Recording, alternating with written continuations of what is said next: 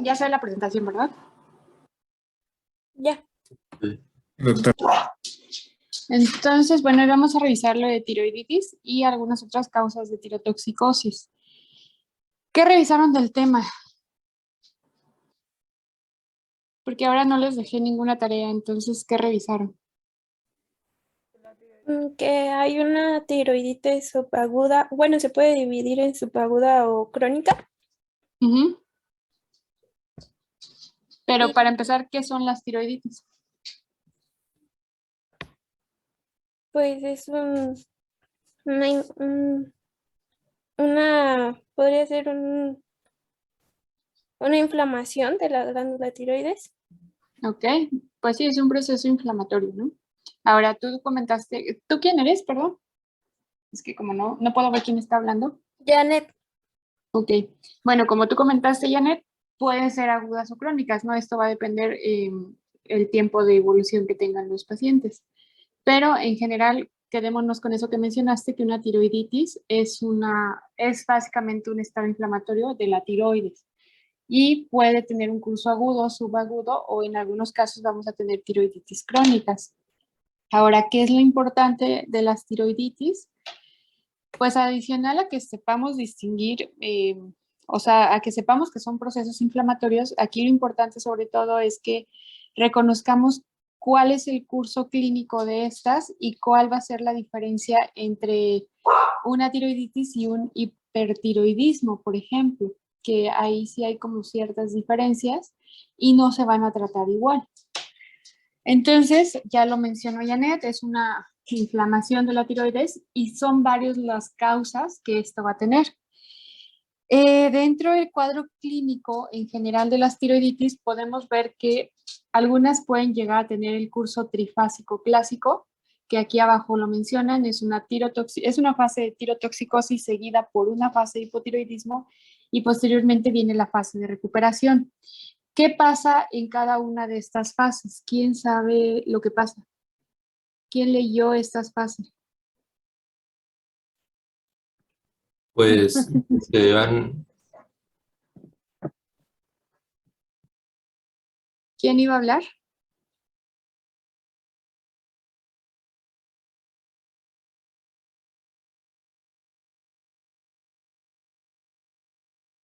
Chicos,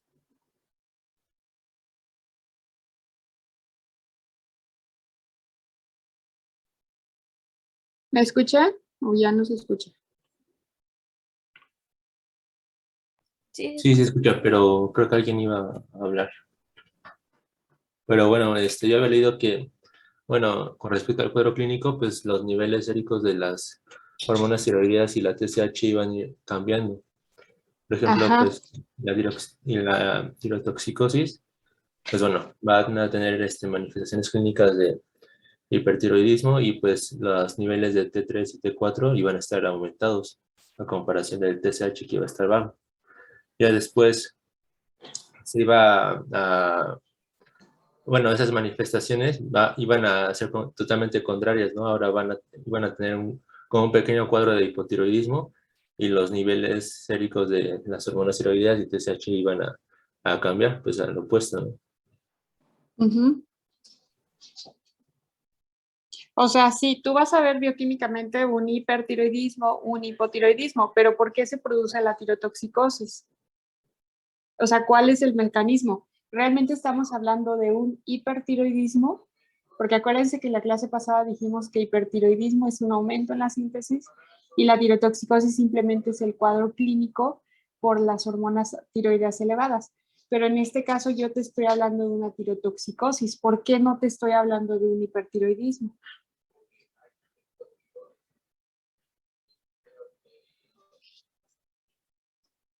¿Qué pasa en las tiroiditis?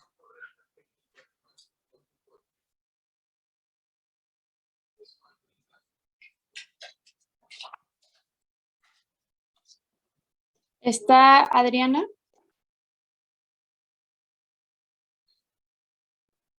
Sí, aquí. ¿Y qué me puedes decir? ¿Por qué ocurre la tirotoxicosis en las tiroiditis? porque pues, a pesar de que está, bueno, más bien como lo mencionaba, la tirotoxicosis es el cuadro, y es el cuadro, no necesita haber como por ejemplo, y pues la tiroiditis, como hay una inflamación, puede que también haya una alteración en la glándula. Pero, o sea, esa alteración, ¿qué les va a dar? O sea, ¿por qué tengo una elevación de hormonas tiroideas si no estoy teniendo un aumento en la síntesis? ¿Qué es lo que está pasando a nivel de mi glándula? Porque puede que haya una alteración para su eliminación o para su metabolismo. Pero eso ya no tiene nada que ver con la tiroides. O sea, un paciente con enfermedad renal crónica puede tener esta alteración en la depuración y por eso se me altera el perfil tiroideo, pero una tiroiditis específicamente, ¿por qué me va a dar esta fase de tirotoxicosis? Yo leí que se podía dar, por ejemplo, de la que llamaban tiroiditis del posparto, que causaba a la tirotoxicosis, pero esto iba a ser como transitoria. Ajá, pero yo quiero que me digan por qué hay un aumento en las hormonas tiroideas. ¿Está Wendy?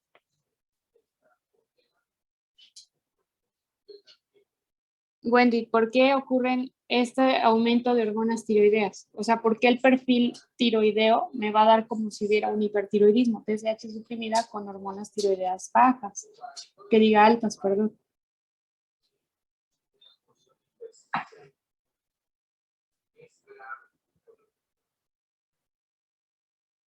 No todas las tiroiditis tienen que ver con procesos infecciosos. Podría ser que porque hay un daño y una destrucción rápida de las células tiroideas. ¿Tú quién eres, doctora? Damaris. Eso es correcto. O sea, justamente aquí dice, hay una inflamación. Esta inflamación que va a producir justamente un daño a la célula tiroidea. Y acuérdense que la célula tiroidea almacena hormonas tiroideas. Si hay un proceso que destruye esa célula, ¿qué va a pasar? Pues va a haber una liberación de esa hormona que está almacenada.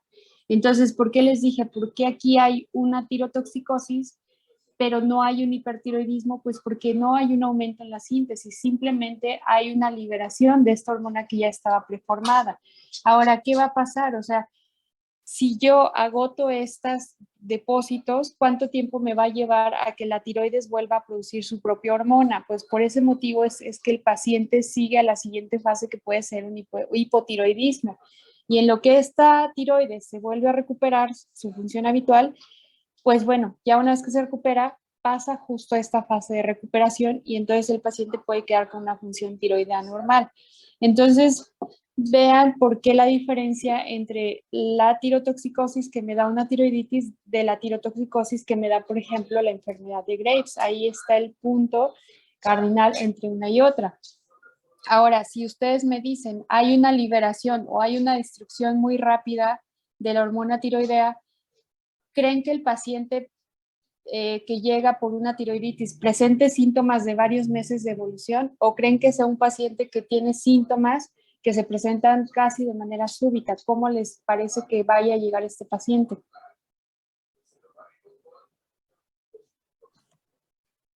Pues como menciona de su destrucción acelerada de la hormona tiroidea, pues me hace pensar en eh, síntomas de manera súbita. Pues la inflamación ocurre. Sí, exactamente. O sea, un paciente, por ejemplo, con una enfermedad de Graves va a tener un cuadro de varios meses de evolución donde los síntomas pueden ir progresando porque tal vez se vaya elevando más la hormona tiroidea. Pero a diferencia del paciente con tiroiditis, es un paciente que incluso te va a referir, o sea, yo estaba bien, un día me dio una infección o me embaracé o me vacunaron del COVID o lo que sea, y posterior a eso empecé a bajar de peso muy rápidamente, empecé a tener las palpitaciones, o sea, todo el cuadro clínico sugestivo de una tirotoxicosis. Entonces, eso es algo bien importante porque no implica que todos los pacientes, por ejemplo, con enfermedad de Graves, a fuerzas deban de tener un curso crónico. Dependiendo, hay pacientes que pueden tener una síntesis muy acelerada, en el caso del Graves, y que sí pueden tener síntomas un poquito más agudos, pero nunca van a ser tan agudos como el paciente que se presenta con tiroiditis. Entonces, aquí ya está, la fase de tirotoxicosis representa esta lisis celular y esto a su vez está causando esta exagerada liberación de hormona que ya está preformada. Entonces, esta fase, en este caso de las tiroiditis, va a ser una fase autolimitada. ¿Por qué? Porque en el momento en que se agotan esas hormonas tiroideas, el paciente ya vuelve a su función normal o empieza esta fase de recuperación. A diferencia, por ejemplo, de la enfermedad de Graves o el bocio multinodular, la tirotoxicosis es más leve. La verdad es que hay muchos pacientes que ni siquiera tienen síntomas durante esta fase de tirotoxicosis, que a veces son o demasiado inespecíficos o coincidió porque se tomaron un perfil casual y le salió alterado, o más bien ya te llegan en la fase de hipotiroidismo, ¿no? Que a veces puede llegar a ser un poquito más severa y por lo tanto los síntomas más severos. ¿Cuánto va a durar esta fase? Pues va a depender qué tanto duren esos depósitos, pero más o menos pueden durar entre 2 a 6 semanas y el paciente durante esta fase puede permanecer con los síntomas. Rara vez los pacientes pueden tener una fase de tirotoxicosis permanente y aquellos que la llegan a presentar generalmente tiene que ver con algún estímulo también autoinmune. Vean que siempre que hay una inflamación en la tiroides, adicional a que se liberan las hormonas tiroideas, la tiroglobulina, que decíamos que es única en la glándula tiroidea, también se puede liberar. Entonces, si yo mido la tiroglobulina en este paciente, la voy a ver elevada. Ahora, la fase hipotiroidea, que sería como la segunda fase, lo que les mencionaba, es secundario a que se agotan estos depósitos de hormonas tiroideas y una vez, o sea, de aquí a que la tiroides vuelva a producir una hormona o una cantidad suficiente, pues el paciente va a cursar con esta fase de hipotiroidismo. Puede igual durar entre 2 a 4 o 6 semanas o incluso puede llegar a prolongarse unos meses, ¿no? 3, 4, 6 meses. Pero lo más probable es que el paciente a los 12 meses de haber iniciado el cuadro ya tenga una función normal. Entonces ya estaríamos terminando esta fase de recuperación. Cuando el paciente no tiene este curso trifásico y queda en un hipotiroidismo ya permanente, o sea, ya establecido, lo más probable es que la causa sea una tiroiditis de Hashimoto. Ahora, estos pacientes que tienen anticuerpos contra peroxidasa positivos, se ha visto que tienen aproximadamente un riesgo de 5% anualmente de que progresen a hipotiroidismo. O sea, si un paciente que hace una tiroiditis subaguda y que tiene que ver con esta tiroiditis de Hashimoto, puede que en esa fase, en ese cuadro de tiroiditis recupere la función, pero como los anticuerpos van a estar positivos, es un paciente que hay que estarlo vigilando anualmente. ¿Por qué? Porque va a progresar a un hipotiroidismo. Y obviamente entre más cantidad de anticuerpos, pues el riesgo de progresión también es mayor, ¿no? Entonces, aquí vemos el curso trifásico de estas tiroiditis que pueden llegar a cursar algunos pacientes, donde lo inicial va a ser esta fase de tirotoxicosis, o bueno, esta bibliografía dice hipertiroidismo, pero recuerden que no es un hiper real. Seguido de la fase del hipotiroidismo y posteriormente se recuperan. Entonces vean que puede durar hasta 18 semanas o aproximadamente 6 meses, aunque hay pacientes que se pueden prolongar un poquito más. Ahora vean que, por ejemplo, la TSH durante la fase de hipertiroidismo o de tirotoxicosis va a estar suprimida. Obviamente les menciono, el perfil tiroideo va a ser el clásico de un hipertiroidismo. En el hipotiroidismo, esta TSH va a estar elevada y en la fase de recuperación pues van a ir bajando sus niveles de modo que se van a normalizar.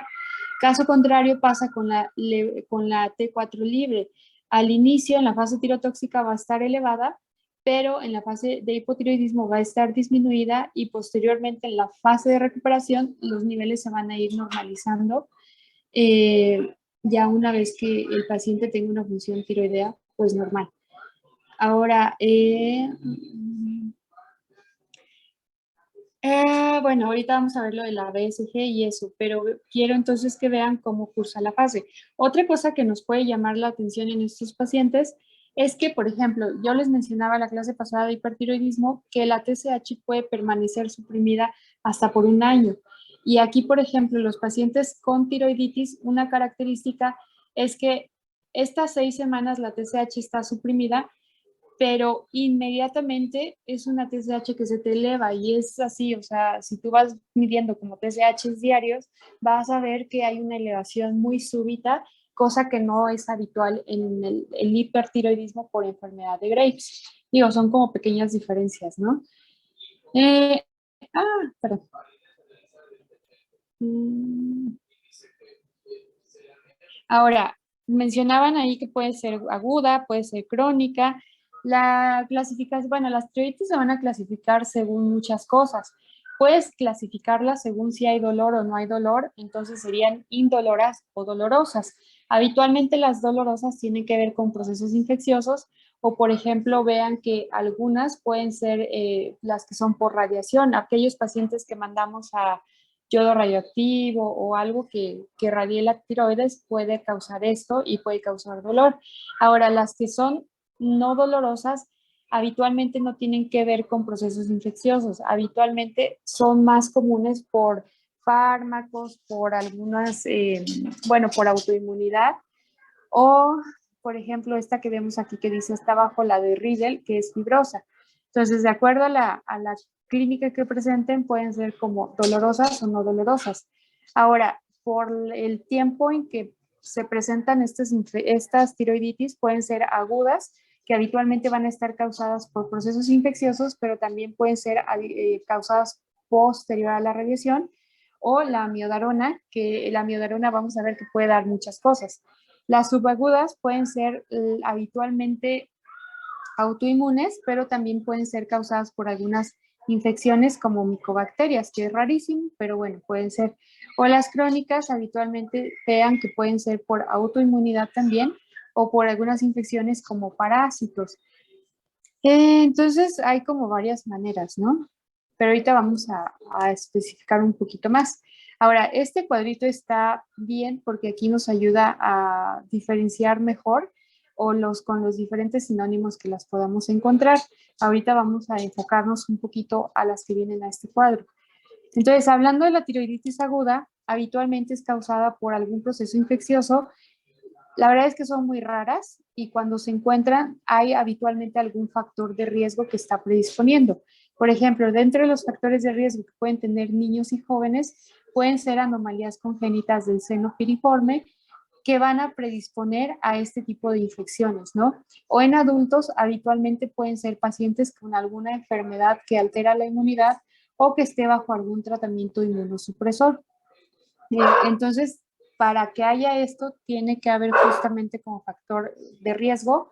¿Por qué? Porque justamente la cápsula, la tiroides está cubierta por una cápsula y esta cápsula que tiene es casi la hace impermeable como este tipo de virus, bacterias, todo esto, pero ante estados de inmunidad o de alteraciones congénitas, pues puede verse afectado esto. Ahora, ¿qué causas van a ser las más frecuentes? Habitualmente bacterias. Pueden ser tanto gram negativos, gram positivos u otros, o ya en pacientes que tienen una inmunosupresión muy, muy severa, podemos ver infecciones por hongos, por micobacterias o por parásitos. Ahora, ¿qué va a ser lo característico de esta tiroiditis? Pueden tener el cuadro trifásico que ya mencionamos, pero lo más característico de esta tiroiditis es que el paciente se va a quejar de un dolor muy intenso que te lo va a referir obviamente en la cara anterior del cuello a nivel de la tiroides y habitualmente va a haber un lóbulo afectado. Rara vez están afectados los dos, pero en este caso, si solamente está afectado, digamos, el derecho, pues el paciente puede tener irradiación de este dolor al oído derecho y en general como a toda la mandíbula, toda la parte derecha del cuello o como de la cara. Puede acompañarse de fiebre, escalofríos, o sea, todos estos datos que nos orientan a algún proceso infeccioso. Por el propio dolor puede tener disfagia, disfonía por la inflamación que esto va a generar Otra característica es que el área donde está localizado el absceso o la infección pues puede estar eritematosa.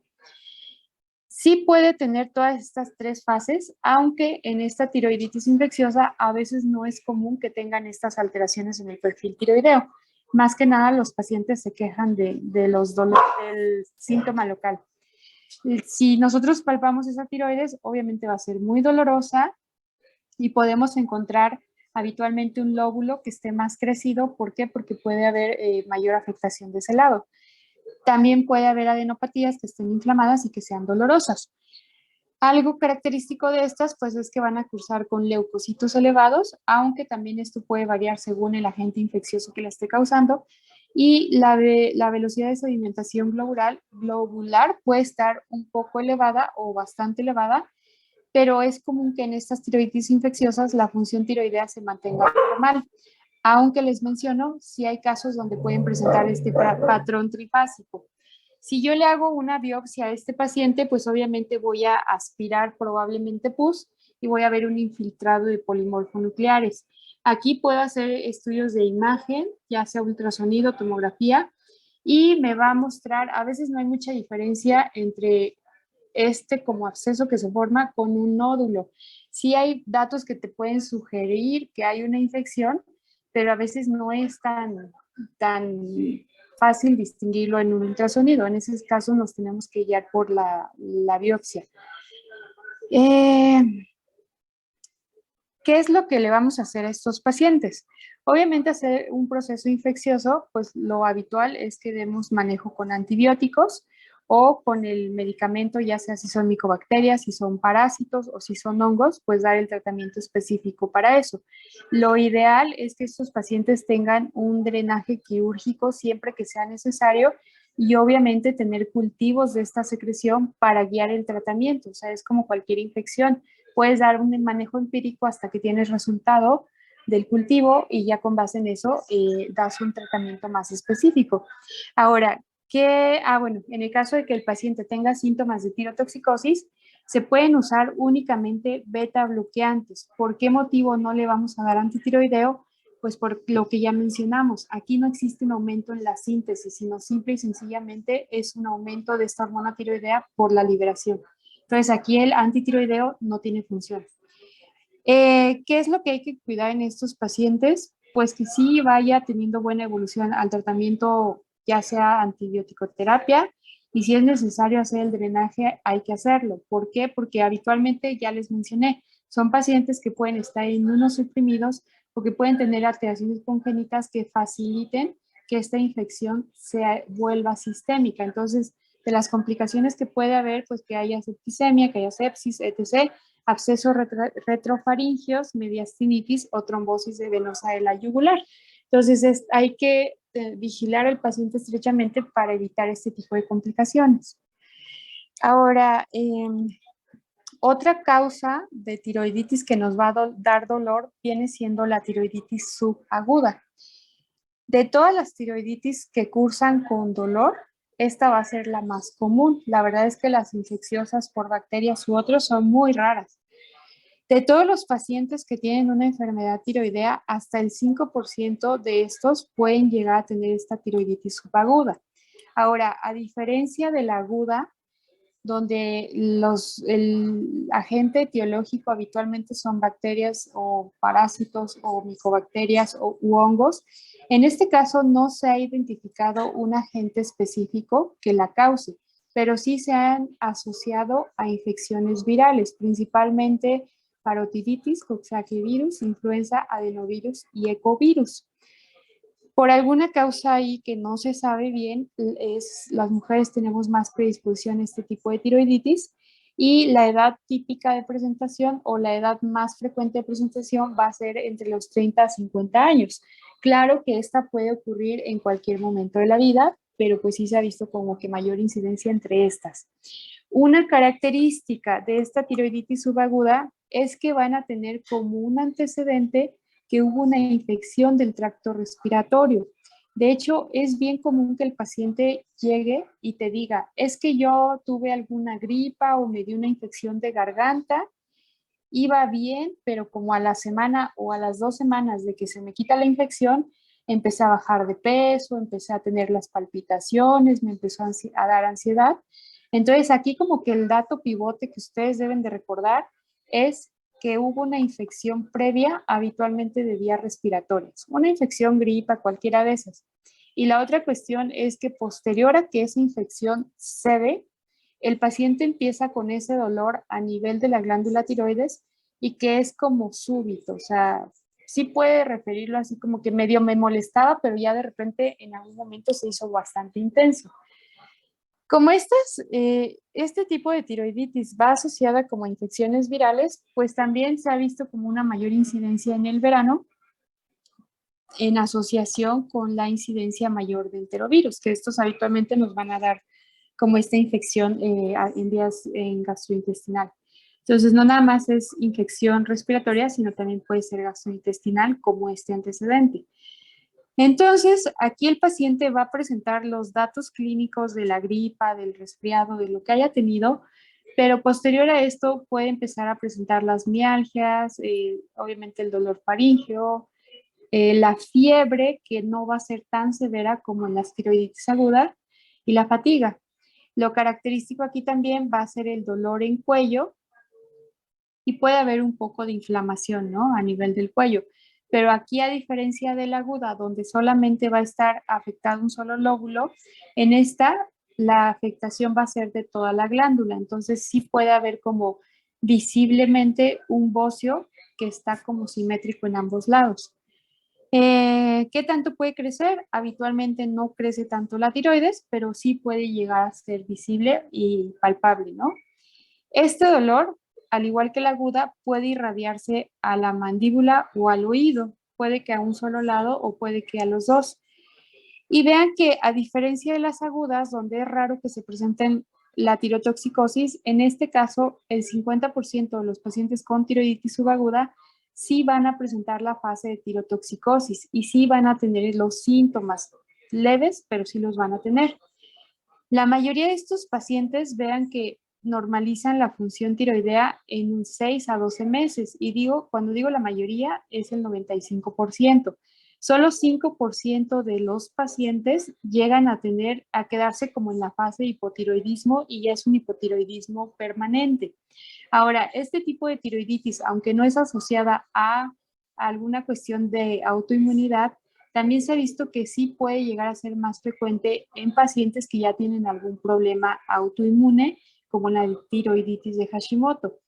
Y si tengo presentes estos anticuerpos, aunque haya sido una tiroiditis subaguda dolorosa, pues el riesgo de que quede con el hipotiroidismo es de este 5%. Ahora, ¿qué es lo que vamos a ver en los laboratorios? Va a haber una elevación de ambas hormonas T4 libre y T3 total. Sin embargo, aquí vamos a ver una elevación mucho más marcada de la T4 y menos de la T3, a diferencia que cuando tenemos un aumento en la síntesis de las hormonas tiroideas, vemos a veces un mayor aumento en la T3. Ahora, si hacemos un radio de T4 con T3, este radio es menor a 20, lo que significa que mi T4 está muy, muy elevada. Al ser un proceso inflamatorio, también vamos a ver la BSG como un marcador de inflamación elevado. Puede haber leucocitosis, pero al ser asociada a un proceso viral, puede ser apenas una elevación muy leve o incluso los leucos pueden estar normal. Si yo tomo un ultrasonido, la glándula se va a ver más oscura de lo que habitualmente es, lo que decimos que es una glándula hipoecogénica. Y básicamente por esta inflamación también vamos a ver una vascularidad que puede estar un poco baja o pues puede mostrarse como normal. Si yo hago un gammagrama a este paciente, justamente el proceso inflamatorio va a evitar que el yodo se capte, el yodo o el tecnesio. Entonces, cuando yo vea las imágenes, parece que el paciente no tiene tiroides, no es que no la tenga, pero tiene tan poquita captación, casi nada, que eso nos orienta a que hay un proceso inflamatorio. Les digo, aunque obviamente este tipo de tiroiditis no se asocia con autoinmunidad, pero sí se puede presentar en pacientes que ya se sabe que tienen tiroiditis de Hashimoto y solo en estos casos los anticuerpos contra la peroxidasa serían positivos. pero en la gran mayoría de estos pacientes no tiene que ver con procesos autoinmunes, por lo tanto los anticuerpos contra la tiroides en general van a estar negativos.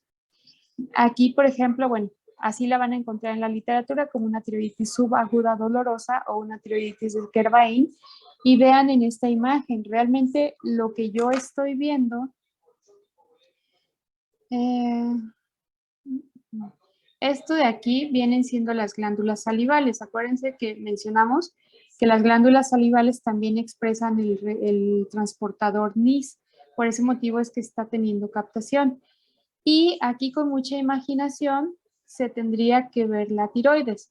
Obviamente se ve muy poquito, incluso mucho menos que las glándulas salivales. ¿Por qué? Porque está inflamada y no está captando adecuadamente el radiofármaco. Aquí podemos ver cómo el yodo, al ser un medicamento que se puede administrar tomado, pasa como a través de lo que viene siendo faringe, ¿no? Pero vean cómo se ve la imagen, ¿no? O sea, la tiroides casi es muy poco visible. Ahora, ¿cuál va a ser el tratamiento? Nuevamente, los pacientes al tener dolor y al tener inflamación, aquí sí está indicado darles algún antiinflamatorio no esteroideo. Y con esto se ha visto que el dolor puede disminuir en un promedio de 5 semanas. Sin embargo, hay pacientes que hasta 20 semanas pueden llegar a persistir con este dolor. En caso de que el dolor no mejore o ya se prolongue mucho con los AINES, podemos dar cursos pequeños de esteroides. ¿Para qué? Para también ayudar con esta inflamación a que desinflame más rápido y obviamente a que el dolor disminuya. En el caso de que los datos clínicos de la tirotoxicosis sean muy severos, se le puede dar un manejo sintomático al paciente con el beta bloqueador. Nuevamente, no se da en estos pacientes antitiroideo. ¿Por qué? Porque no estoy teniendo un aumento en la síntesis. Es un aumento por inflamación y debido a la liberación. El paciente puede irse de esta fase de tirotoxicosis hacia la fase de hipotiroidismo. Lo mismo pasa, habitualmente la fase de hipotiroidismo suele ser con síntomas leves o a veces imperceptibles, pero en aquellos pacientes donde los síntomas sí son muy severos, pues lo recomendable en ellos es darles la levotiroxina. Obviamente, si yo inicio la levotiroxina, tengo que estar vigilando constantemente a mi paciente. Aquí sí hay que hacerlo hasta cada 4 semanas. ¿Por qué? Porque recordemos que esta fase puede ser transitoria, entonces el paciente va a empezar a recuperar su función normal. Entonces, si el paciente recupera su función normal de la tiroides y yo le estoy dando levotiroxina, lo único que voy a hacer es que el paciente tenga nuevamente tirotoxicosis por el exceso de levo que le estoy dando. Entonces, acuérdense, las tiroiditis, la mayoría solamente se dan manejos sintomáticos. Entonces, aquí, bueno, ¿cómo voy a distinguir una tiroiditis aguda de una tiroiditis subaguda? Pues vean aquí que, por ejemplo, la subaguda, la subaguda va a tener como este antecedente de infección. La fiebre va a ser más sugestiva de la aguda que de la subaguda. Los síntomas de la tirotoxicosis son más frecuentes en la subaguda a diferencia de la aguda. El dolor, obviamente, y todos los datos clínicos a la exploración van a ser como más intensos en la tiroiditis aguda que en la tiroiditis subaguda. Y los marcadores de inflamación van a estar elevados, pero van a estar más elevados en lo que vienen siendo las tiroiditis agudas que en las subagudas. En ambas, obviamente, la captación puede estar disminuida. Sin embargo, en el caso de las tiroiditis agudas, que son las infecciosas y que habitualmente solo afectan como que a un lóbulo y la función tiroidea puede estar normal, en esos casos la captación puede llegar a ser normal, pero en los de subaguda definitivamente la captación va a estar disminuida. ¿Dudas con estas dos? Estas son las dos más comunes que nos van a cursar con dolor, entonces ya vimos cuál es la diferencia. Ahora, si nos vamos a las tiroiditis que no cursan con dolor, vamos a tener a las tiroiditis linfocíticas subagudas y estas se van a clasificar según el tiempo en la vida en las que se estén presentando. Dentro de estas tenemos la tiroiditis postparto, que es una alteración autoinmune, es una inflamación autoinmune que va a estar caracterizada por una infiltración linfocítica, y esta infiltración linfocítica nos va a dar este proceso inflamatorio que a su vez nos va a dar esta fase de tirotoxicosis.